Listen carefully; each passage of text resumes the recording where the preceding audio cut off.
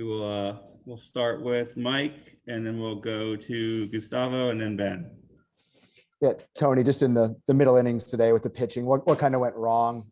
It seemed like a lot of 2-out runs, 2-out hits, and things of that nature. Yeah, I think, from my vantage point, I saw some pitches kind of get floated or the opposite of throwing them with conviction, which I think I shared with you guys or at some point on media. We kind of talk about the ball will do what you tell it to do. And if you don't throw the thing with conviction, you're usually going to pay the piper. And when we're facing a talented team, the odds of that happening go up. But, the whole thing for Blade was just a little bit, off the rails for whatever reason today. It just kind of seemed off for him. And I think we would have been better served if we just wouldn't have sent him back out there in the fourth. I think managing that situation a little better could have helped the guys who followed him and really him be in a better position for success. And obviously anyone who's been watching us knows we trust him and he's as dynamic as a pitcher as we have. But sometimes you have a day where things aren't clicking. And we were fortunate enough to have a rested bullpen, so maybe could have made a move a little quicker. But, for whatever reason, all the things that we did, either managerial-wise or just player performance-wise, just didn't snap for us today.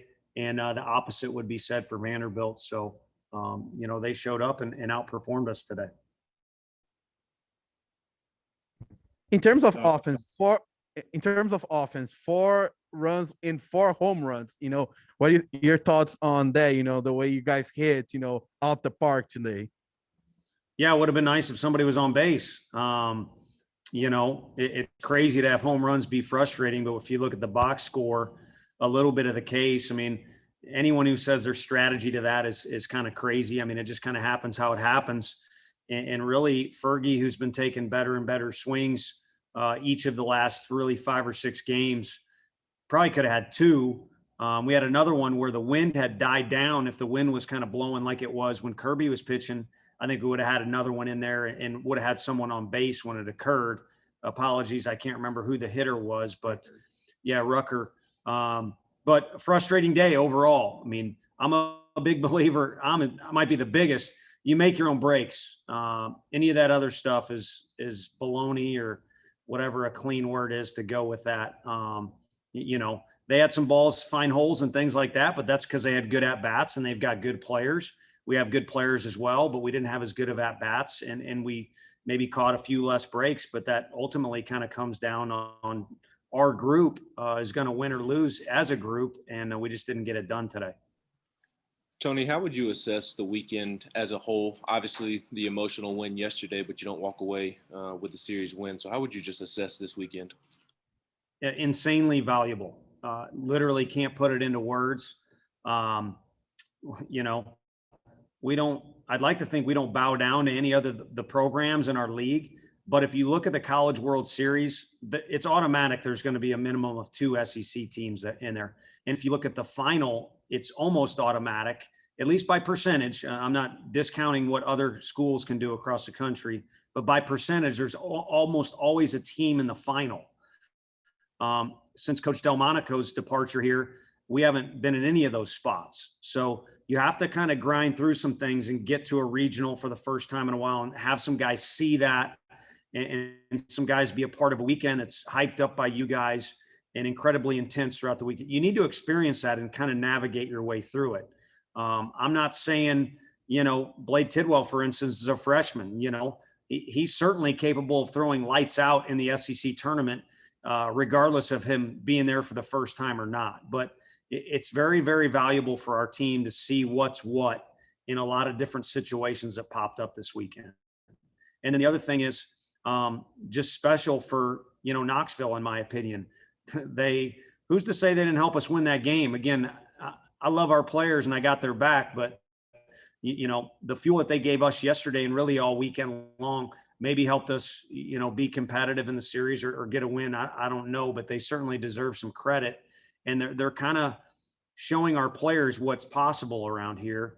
And I got to believe when they're in the weight room tomorrow or doing stuff on their own, there's a little extra motivation to make things even better than what they are right now. But this weekend, they were pretty special. I just wish, and I know the players wish, you kind of want to give back, but I said it yesterday, there's kind of a fine line there plenty of sellout crowds over in that basketball arena, but just because, it's a full crowd doesn't mean Kelly or Rick's team's going to perform to a T. So I'll go Ryan and then Troy and then Wes. Seemed like Blade was pitching really well there. Then Bratfield's hit and things kind of started snowballing. Just what, from your vantage point, what changed for him in that spot? I think self-doubt can creep in. I don't know if that's the case at all. I mean, not much conversations yet between me and some of those guys, or normally that would be Frank too. And I'd kind of be the guy he would relay that to. So, that's for him to kind of navigate through. And each time he's out there, he's learning more and more about himself, how to grind through a rough outing like he did at Alabama, what it's like when, you've got a series sweep on the line, what it's like when it's 1-1. He's done now a couple times with Georgia this weekend. So bring on the repetitions for the young man. He's certainly got the physical ability. But I think at times for our players, they've complicated things whenever it hasn't gone as well as it can go for our team this year. And then the other thing, I don't care. It can be anybody on Vanderbilt. It could be on our team, Florida, whoever else. Tennessee Tech is who we play on Tuesday. Self-doubt can creep into your mind a little bit when you're playing this game because there's a lot of time and there's a lot of repetitions.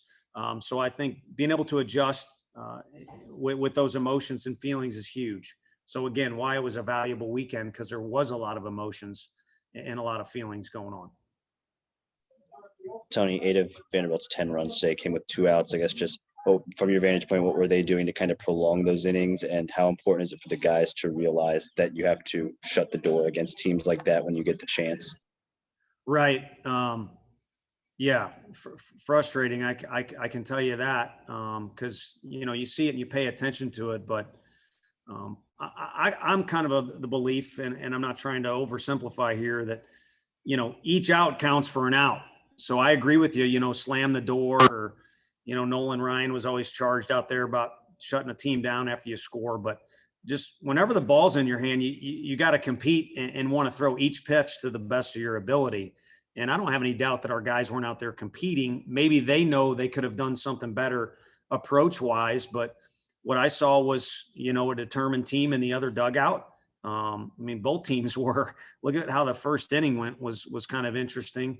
So both teams definitely showed up. But you saw, I'm looking at their roster, there's 2 guys that stick out in particular. Some guys really stay to the ball. And, you might find yourself 1-0 taking a hack where you pull off the ball a little bit. But with 2 strikes, it's incredibly important to stay to the ball. And a couple of their guys did that well, and they got rewarded for it. Yeah, Tony, had a couple of questions. First off, is there any update on Connor? Is that a day-to-day thing, or is there worries that he might be out a little longer? It's a day-to-day thing, but it's going to be incrementally day-to-day. Right now he's got a soft cast on or some kind of deal on his hand that I guess a skateboarder would wear or whatever. Sorry, I don't know the technicalities, but it'll be get that thing off, get some repetitions, and then get some live action, out on the field, maybe with our guys, and then advance on to playing against somebody else. If it was, late May, maybe you press the issue and put him out there as soon as he says, I'm good to go, and we feel it's the right situation. But for now, it will kind of be a day-to-day, but we got to get to this day before we move on to the next step and eventually have him out there in uniform. And I guess the other question would be about Beck. He's a guy who I think everyone can see the talent that he's got. What adjustments need to be made there to get him to kind of barrel the ball more consistently and use that frame? Well, we talked about self-doubt and whatever the opposite of that is, self-image or self-recognition. I'd recommend the young man just looks in the mirror. They're pretty athletic. I think everybody on this deal would agree. And, we won Saturday, so we've got some good athletes too. I don't know that anyone's a better athlete on either team than him. And that's aggressive for me to say. Again, I'm not disrespecting anybody, but the guy could have been a college basketball player. He literally, would mess up our bat tracks or exit velo tracker in the fall. So he's as explosive as anyone too. And he works as hard as anyone as well. So I think just recognizing who he is and go out there and be an athlete. After each, at bat, there's usually 3 or 4 conversations he has. And that's because he just wants to do so well. So, fair play to him on that deal. But at the same time, recognize how athletic you are and go out there and be an athlete. I think that's usually when guys are performing at their best or in the zone or whatever. But for him, keep it simple, be an athlete, capable of great, great things. All right, we'll take a few more guys. We'll go back to Mike and then back to Ben. Yeah, Tony, you talked about how valuable this weekend was. What were maybe some of the most valuable situations specifically throughout this weekend that you saw that you think your team can learn from moving forward? Well, maybe I leave them alone a little too much, but the first thing would be the buildup. We play on Tuesday, which was nice. And I know I answered you guys. I mean, you go on the road and play in that type of game. I mean, the first thing you got to do Wednesday is get your bearings. And then you kind of start to filter things down or build up towards Friday. But the series came with a lot of hype and attention, I assume. Again, I don't try and micromanage them too much, but how you handle that lead in is huge. And then with the way Rocker threw on Friday, it was really tough to judge. But I mean, I thought our guys competed. And then as the series goes on, recognize how draining when you have high emotions going, it can get to you. So you need to do whatever you got to do to make sure you're rested up when it's go time. And then when it's go time, if you feel like the tank is a little bit on E or close to it, you got to find a way to reach down and make sure you're really focused and still bring the same intent that maybe you had in the best situations over the course of the series. So I don't know if that's the cleanest way to answer the question, but I think the big thing is dealing with all that comes with playing in important games. And for us, somebody email me if it looks like our team is not treating each game as being important, but obviously there were some different things, different factors this weekend. Tony, I asked you how you would assess the weekend. I believe you're right at the halfway point of SEC play. How would you assess where your team is right now and kind of the next steps in order to get to where you all want to be at the end of the season? Sure. Well, to have a more than a couple handfuls or basically have two handfuls of wins is huge. I mean, in this league, basically people talk about if you go 500, you're going to have a good year. Well, we're greedy for more. We've put ourselves in a good position, record-wise to continue to have success. But my biggest thing is where we're at is April. And we need to keep marching towards May. And I really feel like this can catapult us a little bit in May to handle other situations. And it might even just fuel this week a little bit more for us.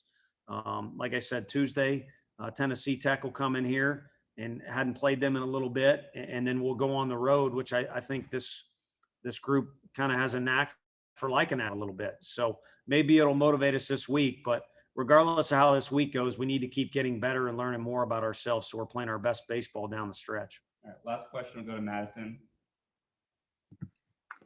Hey, Coach, with two of college baseball's best pitchers out of the way coming into today's game with Rocker and Leiter throwing on Friday and Saturday, what confidence did that give your team? 2 home runs to open this game, finished with 4 home runs today. What confidence would that give them just knowing that maybe those 2 best pitchers were out of their way for today? Yeah, no, you nailed it. I mean, the first part of my answer would be all you had to do was listen to our crowd when they took Leiter out. I mean, guy's going to make a lot of money and he's pretty good, but our kids battled off him a little bit. And that was one of the biggest celebrations I've heard since I've been in Knoxville when they just took the guy out of the game. So that spoke on it quite a bit. But what we talked about in right field is you can no longer say that we're going to face somebody with better stuff than those 2 guys.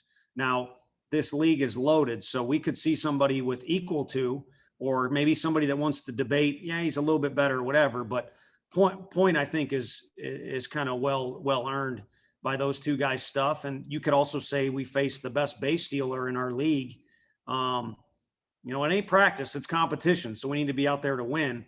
But as you reflect on it, in the training that we just went through or the repetitions we went through in this weekend, we can honestly say we faced a couple of the guys that are, premium in their categories. So there should never be a situation popped up where our guys feel like they're not prepared or this is new to them or wow, this guy is on a whole nother level.